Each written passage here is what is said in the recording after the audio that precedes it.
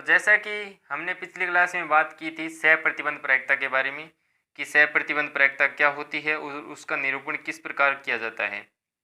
तो जस्ट उसी के आगे बात करते हैं। हमारे पास आती है संपूर्ण प्रायिकता प्रमेय और बर्नौली सूत्र, उसी के बारे में हम बात करेंगे आज की क्लास के बारे में।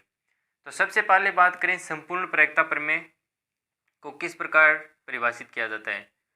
तो संपूर्ण प्रायिकता प्रमेय, संपूर्ण प्रायिकता प्रमेय, तो संपूर्ण प्रायिकता प्रमेय के अंतर्गत होता है कि जैसे हमारे पास बहुत सारी घटनाएं दी गई हैं और एक के बाद एक घटना घटित हो रही है, तो उसी के अंदर कुछ इस प्रकार घटना को परिभाषित किया जाता है जिसके अंदर इसको डिफाइन किया जाता है P ऑफ E, मतलब घटना E के घटने की प्रायिकता कुछ इस प्रकार डिफाइन होगी P E अपॉन E1। इसका मतलब E के घटने की प्रायिकता जब E1 घट चुकी है, इसी प्रकार PE2 और फिर मल्टीप्लाई PE अपॉन E2। इसी प्रकार यह कंटिन्यूसली चलता रहेगा और लास्ट में हमारे पास आएगा PEN और यहाँ आएगा PE अपॉन EN। तो ये है हमारे पास होती है संपूर्ण प्रायिकता प्रमेय, जिसके अंदर एक ही घटना बार बार घटित हो रही है या एक से अधिक बार घटित हो रही है, तो उसके अंदर संपूर्ण प्रायिकता प्रमेय लगाएंगे। फिर हम बात करते हैं जो हमारे पास बर्नौली सूत्र होता है उसके बारे में बात करते हैं।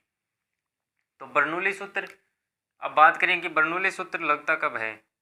तो बर्नौली सूत्र हमें सवाल में जब कुछ इस प्रकार दिया जाए कि हमारे पास सफलता की प्रायिकता कुछ इस प्रकार है और असफलता की प्रायिकता ये है, कहने का मतलब सफलता या असफलता की बात की जाए और n परीक्षणों में r सफलताओं की प्रायिकता पूछी जाती है, तो उसको किस प्रकार लिखते हैं।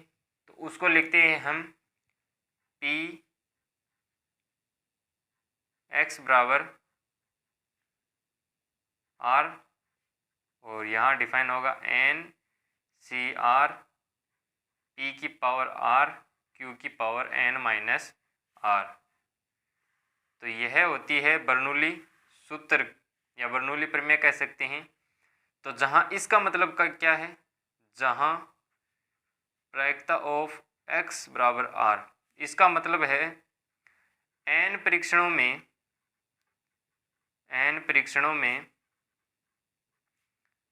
r सफलताओं की प्रायिकता, कहने का मतलब n परीक्षण किए गए हैं और उनमें r सफलता हैं, तो उनकी प्रायिकता निकालने के लिए काम में ली जाती है बर्नौली सूत्र। और यहाँ बात की जाए p की, तो स्मॉल p क्या है, सफलता की प्रायिकता, सफलता की प्रायिकता। और यहाँ q क्या है, असफलता की प्रायिकता, असफलता की प्रायिकता। और यहाँ जो n है वह है परीक्षणों की संख्या, कि कितनी बार परीक्षण किए गए हैं, परीक्षणों की संख्या। और हम जानते हैं कि प्रायिकताओं का योग कितना होता है, 1। तो यहाँ पर तथा हमारे पास P प्लस Q कितना होगा, 1। तो ये हमारे पास हो गया बर्नौली सूत्र। अब हम बात करते हैं जो हमारे पास प्रायिकता के अंदर जो कुछ महत्वपूर्ण सूत्र होते हैं उसके बारे में बात करते हैं। तो उसके अंदर हमारे पास एक नंबर फॉर्मूला होता है।